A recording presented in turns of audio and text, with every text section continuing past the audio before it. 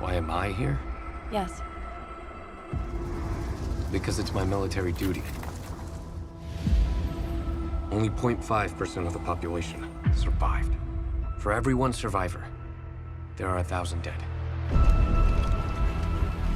For centuries, you believed in someone you'd never seen. Millions just like me will be here soon. They will all want the same thing.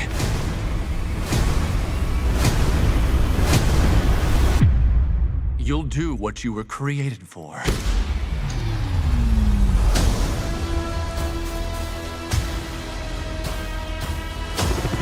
As we all know, something happened 24 days ago. And all contact was lost with most of the world. Everything outside of this circle is in complete darkness as of now.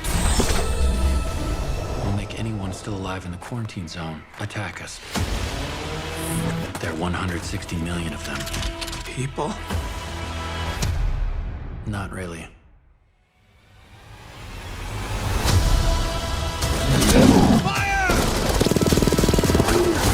Contact with command is lost, and we're everybody's last hope. Do you think they're going to take Moscow?